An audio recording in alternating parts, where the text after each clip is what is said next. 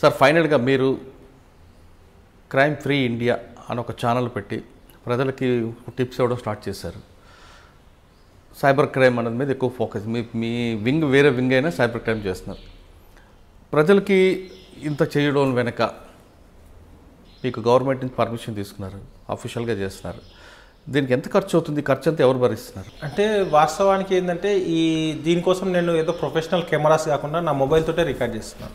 మొబైల్తో record చేసుకొని ఇంట్లోనే చేస్తున్నాను. ప్లస్ మా వైఫ్ టెక్నికల్ సౌండ్ ఉంది కాబట్టి ఆమె ఎడిటింగ్ చేస్తుంది. సో దీని మీద ఖర్చు పెట్టడానికి ఎక్కువ లేదు. బట్ ఉన్నంతలో కూడా ఏదైనా చిన్న చిన్న ఖర్చులు, కెమెరాస్ లేకపోతే మైక్, లైటింగ్స్ కాబట్టి ఇంటర్నల్గా చేసుకున్నా కూడా అదొక సాటిస్ఫాక్షన్. ఏంటంటే మన వల్ల ఎవరైతే బెనిఫిట్ పొందిరో, సార్ మీ వల్ల నేను ఈ ప్రాబ్లమ్ నుంచి సేవ్ అయినా అని చెప్పారో, అప్పుడు వచ్చే సాటిస్ఫాక్షన్ వేరే అనిపిస్తుంది. కానీ ఆదాయం ఉండదు, డబ్బులతో అంటే ఆదాయం. సార్ ఇప్పుడు యూట్యూబ్లో జనరల్గా అందరూ ఏమంటారంటే యూట్యూబ్లో డబ్బులు వస్తాయి, యాడ్స్ వస్తాయి అనుకుంటారు. అంటే యూట్యూబ్లో వ్యూవర్స్ని బట్టే డబ్బులు వస్తాయి. అండ్ ఎంతమంది వ్యూస్ చూస్తారనే దాని మీద ఉంటుంది. మనది ఎడ్యుకేషన్ ఛానల్.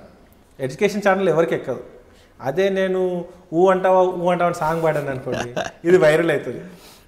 సైబర్ అఫెండర్స్ గురి కాకండి, జాగ్రత్తగా ఉండంటే ఎవరు వినరు. నేనేమో సెకండ్ కేటగిరీ.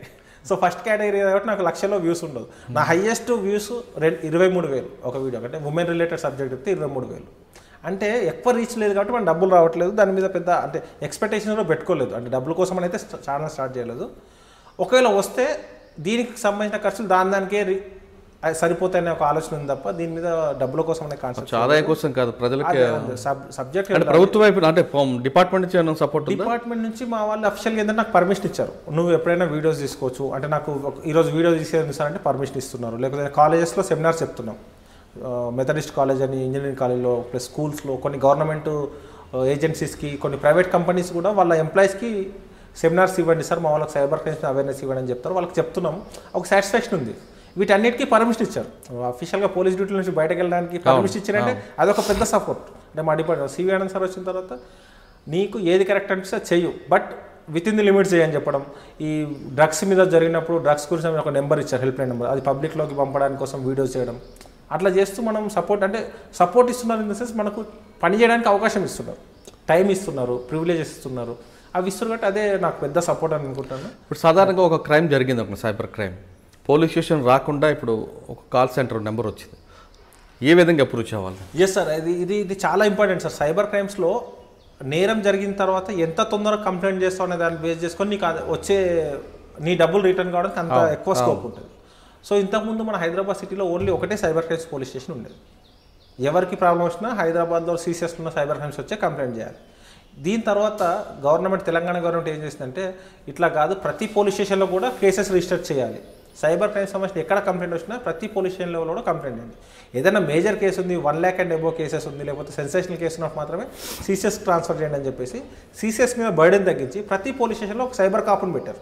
ఒక స్పెషల్ ఒక ఎస్ఐకి ట్రైన్ చేసి కొంతమంది స్టాఫ్కి సైబర్ క్రైమ్స్ మీద అవేర్నెస్ చేసి ఇన్వెస్టిగేషన్ చేస్తున్నారు. దీంతోపాటు మీకు ఎప్పుడైనా సైబర్ క్రైమ్స్ అఫెన్స్ జరిగిందనంటే national cyber crimes report portal అని ఉంది. దాంట్లో మీరు ఇమీడియట్లీ కంప్లైంట్ చేసినట్లయితే ఇమీడియట్లీ యాక్షన్ స్టార్ట్ అవుతుంది. దాని నెంబర్ చెప్పు. అయితే ఇంకోటి ఏంటంటే వెబ్సైట్ ఉంది. వెబ్సైట్లో cybercrime.gov.in అనే పోర్టల్ పోయి కంప్లైంట్ చేయాలి. లేదు సార్ నాకు టెక్నికల్ నాలెడ్జ్ లేదు, నేను పోర్టల్లోకి వెళ్ళి కంప్లైంట్ చేయలేను అనే వాళ్ళ కోసము 1930 అనే ఒక హెల్ప్ లైన్ నెంబర్ ఇచ్చారు. 1930. ఇంతకుముందు 155-260 ఉండేది.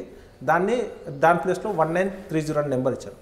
దాన్ని కాల్ చేయగానే ఏం చేస్తారంటే, అది ప్రతి స్టేట్లో ఉంది కాబట్టి మీ లోకల్ స్టేట్లో ఉన్న పోలీస్ వాళ్ళకి కనెక్ట్ అవుతుంది. మన లోకల్ లాంగ్వేజ్లోనే కంఫర్ట్గా తెలుగు అంటే తెలుగు, హిందీ అంటే హిందీలో మాట్లాడతారు.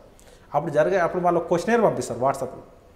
మీ పేరేంటి, మీరుండే ఏరియా పోలీస్ స్టేషన్ ఏంది, ఏ అమౌంట్ ఎట్లా పోయింది, ఎంత అమౌంట్ పోయింది, అమౌంట్ పోయినప్పుడు వచ్చిన మెసేజ్ మాకు ఫార్వర్డ్ చేయండి అని ఒక క్వశ్చనర్ పంపిస్తారు. ఆ క్వశ్చనర్కి ఆన్సర్ చేయగానే మీరు ఫర్ ఎగ్జాంపుల్ ఒక 10,000 రూపీస్ పోయింది అనుకోండి సార్, ఒక ఆన్లైన్ ఫ్రాడ్లో, ఓటీపీ ఫ్రాడ్లో.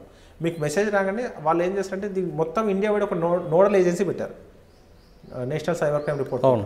వాళ్ళు ఏం చేస్తారంటే అన్ని బ్యాంకులకు వాళ్ళు టైప్ చేస్తారు. ఈ మెసేజ్ చూడగానే ఈ మెసేజ్ వాళ్ళు డీకోడ్ చేస్తారు. ఆ మెసేజ్ ఏ బ్యాంక్ వచ్చింది, ఏ అకౌంట్ నెంబర్ అని ఆ కన్సర్న్ బ్యాంక్కి ఇమీడియట్లీ మెయిల్ పెట్టేస్తారు, ఆ అకౌంట్ ఫ్రీజ్ చేయండి అని చెప్పేసి. ఫ్రీజ్ చేయండి అని చెప్పడంతో పాటు ఫ్రీజ్ చేసినట్లు మీకు ఎవరైతే కంప్లైంట్ బాధితులు మీకు మెసేజ్ వస్తుంది, మీ కంప్లైంట్ రేజ్ అయింది, మీ అక్నాలజ్మెంట్ ఇది, మీది పలానా పోలీస్ స్టేషన్, మీ కేసు డైరెక్ట్ చేసినాము, ఆ పోలీస్ స్టేషన్లో ఈ కన్సర్న్ ఆఫీసర్ మీ కేసు టేకప్ చేస్తారని ఫోన్ నెంబర్ కూడా ఇస్తారు. దాంతోపాటు దాంట్లో అకౌంట్లో ఫ్రీజ్ అయితే ఇంత అమౌంట్ వాడి అకౌంట్లో అమౌంట్ ఉందని చెప్పి మనకు మెసేజ్ కూడా వస్తుంది. అంటే ఎంత ట్రాన్స్పరెన్సీ, ఎంత ఫీడ్బ్యాక్ ఇస్తారంటే మీకు ఎగ్జాక్ట్ స్టెప్ బై స్టెప్ ఇస్తుంది. ఒకవేళ మీ 10,000 పోయింది వాడి దాంట్లో 10,000 ఉందంటే మీ అమౌంట్ మీకు వచ్చేసినట్టు. అది ఎట్లా అంటే ఇమీడియట్లీ కంప్లైంట్ చేయాలి. పాత రోజులు ఎట్లుండే ఎన్సీఆర్పీ పోర్టల్ లేనప్పుడు police station complaint, for example నీ డబ్బులు ఈరోజు 10 o'clock పోయింది, నువ్వు డైరెక్ట్ పోలీస్ స్టేషన్ రాకుండా ఎవరి దగ్గరకో వెళ్ళి మీడియేటర్ని పట్టుకోనో లేకపోతే ఎవరినో ఆ లీడర్నో లేకపోతే అడ్వకేట్ని పట్టుకొని పోలీస్ స్టేషన్కి వచ్చారు సాయంత్రం అవుతుంది. మీరు కంప్లైంట్ ఇచ్చినాక అది తీసుకొని మీ మెసేజ్ తీసుకొని మీ బ్యాంక్ అకౌంట్ స్టేట్మెంట్ కోసం నెక్స్ట్ డే బ్యాంకుకి పెడితే ఆ బ్యాంక్ వాళ్ళ స్టేట్మెంట్ రావడానికి 2 రోజులు పడుతుంది. ఆ స్టేట్మెంట్ వచ్చినాక ఇది ఏ బ్యాంక్లో అకౌంట్ పోయిందని చూస్తే అది ఎక్కడో యూపీ బీహార్ అటువైపు వస్తుంది. వాళ్ళకు మెయిల్ పెట్టి ఇవన్నీ చేసరికి 1 week అవుతుంది. సో స్కోప్ తక్కువ ఉండేది. ఇప్పుడు ఏంటంటే ఇమీడియట్లీ వితిన్ 1 hourలో ఏ అకౌంట్లో కూడా అకౌంట్ ఫ్రీజ్ అయిపోతుంది, మీ అమౌంట్ రిఫండ్ కూడా వస్తుంది. ఈ ఫెసిలిటీ వచ్చింది కాబట్టి ప్రతి ఒక్కరు 1930 సేవ్ చేసి పెట్టుకోవాలి సార్. ఎందుకంటే గుర్తుకుండకపోవచ్చు, ఫోన్లో 1930 cyber crimes help line number save చేసుకుంటే మీకు కాకపోయినా మీ ఫ్రెండ్స్కి రిలేటివ్స్కి ఎవరికి ప్రాబ్లం వచ్చినా మీరు గైడ్ చేయగలుగుతారు, వాళ్ళని ప్రాబ్లం నుంచి సేవ్ చేయగలుగుతారు. దీనికంటే 1930 ఒకటి ఇంపార్టెంట్, మీరు అవేర్నెస్ పెట్టుకోవాలి. మనం ఎక్కడ మోసపోతున్నాం, మనం ఈ వాళ్ళు వేసే వాళ్ళలో చిక్కుతున్నామా లేదా. ఈ సైబర్ క్రైమ్స్లో 3 types కేటగిరీస్ ఉన్నాయి సార్ ఇరుక్కునే వాళ్ళు. ఒకళ్ళు అమాయకులు, తెలియకుండానే అమాయకులు ఉంటారు. ఊర్లో ఉన్న వాళ్ళకి నేను బ్యాంక్ మేనేజర్ ఫోన్ చేస్తుంటే మొత్తం డీటెయిల్స్ ఇస్తారు, అమాయకులు ఇరుక్కుంటున్నారు సార్. తర్వాత అత్యాశ పరులు, గ్రిడి. నీకు లాటరీ పగిలిందంటే నువ్వు లాటరీ టికెట్ కొన్నప్పుడు నీకు లాటరీ ఎట్లా పగులుతుంది, ఎంత గుడ్డిగా నమ్మేసి లాటరీ పగిలింది ప్రాసెసింగ్ ఫీజు కట్టండి, షిప్పింగ్ ఛార్జెస్ కట్టండి, డబ్బులు కడతా ఉంటారు. ఇది 2వ రకం. 3వ రకం ఏంటంటే వాళ్ళకి అత్యుత్సాహం ఉంటుంది, తెలుసుకోవాలని కోరిక ఉంటుంది. హనీ ట్రాప్ ఉందనుకోండి, అరే ఈ అమ్మాయి హాయ్ అని మెసేజ్ పెట్టగానే ఎందుకు లేని ఊరుకోవచ్చు కదా, గెలుపుతారు. హాయ్ ఎవరు నువ్వు గుర్తుపట్టట్లేదు అంటే తెలియకుండా వీడు ఆ వలలోకి వీడి పోయి ఇరుక్కుంటాడు అత్యుత్సాహంతో. అంటే చేపకి మనం గాలం వేస్తే దానికి డౌట్ వస్తుంది, ఇదేదో డిఫరెంట్గా ఉంది, దీన్ని తినాలా లేదని అనుకుంటుంది, కానీ తినకుండా ఊరుకోదు, దాన్ని పోయి తిని ఆ గాలంకి ఇరుక్కుంటుంది. అట్లా ఈ 3rd కేటగిరీ. ఈ 3 కేటగిరీ వాళ్ళని టార్గెట్ చేసి ఈ సైబర్ అఫెండర్స్ ఎక్కువ చేస్తుంది. ఆ 3 కేటగిరీలో మనం లేకుండా ప్లాన్ చేసుకుంటే సేవ్ అయిపోతాం. ఓకే సార్, సైబర్ క్రైమ్ విషయం పక్కన పెడితే ఇప్పుడు మీరు చేస్తున్న ప్రొఫెషన్లో ఇప్పుడు మీకున్న ఆఫీసర్స్, ఇప్పుడు కొన్న జాయింట్ సిపి గారు కానీ లేదా అడిషనల్ సిపి గారు కానీ ఏ విధంగా కోఆపరేట్ చేస్తారు? ఇప్పుడు మాకు అవినాష్ మంది సార్ వెళ్ళిన తర్వాత గజరావు భూపాల్ సార్ గారు వచ్చారు సౌత్ జోన్ నుంచి. వచ్చిన తర్వాత ఒక 1 week తర్వాత నేను కలిసాను సార్, ఇట్లా నేను సైబర్ క్రైమ్స్ మీద వీడియో చేస్తున్నాను, ఇట్లా చేస్తున్నా అంటే okay well good go head బాగా చేయండి అని చెప్పి సార్ వచ్చిన తర్వాత ఒక కాలేజ్లో లా ప్రొఫెషనల్స్ తోటి మన నాంపల్లిలో ఉన్నటువంటి ఒక జడ్జి గారితో ఒక కాలేజ్లో సెమినార్ పెట్టించి మనం చేయడానికి స్కోప్ ఇచ్చాడు. మనం చాలా ఎంకరేజ్ చేశాడు. అంటే మీరు నువ్వు చెయ్యు, మంచి ప్రోగ్రామ్ నుండి చెయ్యు అని. ఈరోజు కూడా ప్రోగ్రామ్కి వస్తున్నప్పుడు పోలీసులో కామన్ కదా సార్, మనం హైయర్ అఫీషియల్కి చెప్పి పర్మిషన్ తీసుకోండి, సార్ ఇట్లా ఐడ్రీమ్స్ వాళ్ళు ఇన్వైట్ చేశారు సార్, ఇట్లా సైబర్ క్రైమ్స్ మీద మాట్లాడాలంటే ఓకే గుడ్ చాలా మందికి రీచ్ అవుతుంది కదా వెళ్ళు అని చెప్పాడు. అంటే అటువంటి ఎంకరేజ్మెంట్ ఉంది కాబట్టి మన స్కోప్ ఉంది. ఇంకా వేరే వాళ్ళు కూడా అంటే నేనని కాదు ఇంకెవరైనా ఇంట్రెస్ట్ ఉండి అంటే మనం సొసైటీకి ఏదైనా మనం సోషల్ మీడియా ద్వారా తెలుపుదాం అనుకున్న వాళ్ళు ఎవరైనా కూడా పోలీస్ ఆఫీసర్స్ అనే కాదు వేరే డిపార్ట్మెంట్లో ఉన్న వాళ్ళు, రెవెన్యూ డిపార్ట్మెంట్లో రెవెన్యూ చట్టాల గురించి వాళ్ళు పబ్లిక్లోకి చెప్తే పబ్లిక్ తెలుస్తుంది. కొత్త అంటే ప్రతి డిపార్ట్మెంట్లో ప్రతి ప్రొఫెషన్ ఉన్న వాళ్ళు వాళ్ళ కరెక్ట్ అనిపించి చెప్తే బాగుంటుంది. ఒక టీచర్ ఉన్నాడు, ఆ టీచర్ ఎక్స్పర్ట్, ఆయన టీచర్ క్లాస్లో మాత్రమే క్లాస్ చెప్పొద్దు, క్లాస్లో 100 మంది ఉంటారు, కానీ ఆయన ఇంకా నాలెడ్జ్ ఉన్న ఒక వీడియో తీసి పబ్లిక్లో షేర్ చేయండి. ఏదో మామూలుగా ఉన్న స్టూడెంట్ బెనిఫిట్ అవుతారు కదా సార్. మన ప్రొఫెషన్ని కొంచెం పక్క జరిగి చేస్తే చాలా చాలా అద్భుతమైన రిజల్ట్స్ వస్తాయి సార్. కొంచెం పక్క జరిగి దాన్ని కొంచెం ఎక్స్ట్రాడినరీగా చేస్తే చాలా రిజల్ట్. ఒక టీచర్ సార్ ఆయన ఒక వీడియో తీసి పబ్లిక్లో పెట్టండి, ఒక ఎక్స్పెరిమెంట్ గురించి చెప్పండి, ఎంతమంది స్టూడెంట్స్ బెనిఫిట్ అవుతారు. కరెక్ట్. అట్లా ప్రతి ప్రొఫెషన్ వాళ్ళకి నచ్చింది వాళ్ళ టైంలో చిన్న వీడియో. సోషల్ మీడియా చాలా ఈజీ అయిపోయింది సార్. యూట్యూబ్ అనేది ₹1 ఖర్చు పెట్టకుండా యూట్యూబ్ ఛానల్ స్టార్ట్ చేయొచ్చు, మన మొబైల్తో రికార్డ్ చేయొచ్చు, అప్లోడ్ చేయొచ్చు, ఎంతమందికి బెనిఫిట్ అవుతుంది. అది ఒక అప్పీల్ ఏంటంటే ఎవరు మీకు తోసిన విధంగా ఇది సొసైటీకి అవసరం అనుకున్నప్పుడు నాకెందుకులే అనుకోకుండా కొంచెం ఒక స్టెప్ ముందుకేస్తే సొసైటీకి యూజ్ అవుతుంది సార్ కంపల్సరీగా. సైబర్ క్రైమ్ రాబోయే కాలంలో బాగా వినిపించారు. సైబర్ క్రైమ్ అరికట్టాలంటే కేవలం పోలీసులే కాదు, మొత్తం ప్రజలందరూ బాధ్యత తీసుకోవాలంటున్నారు మల్లేష్ గారు.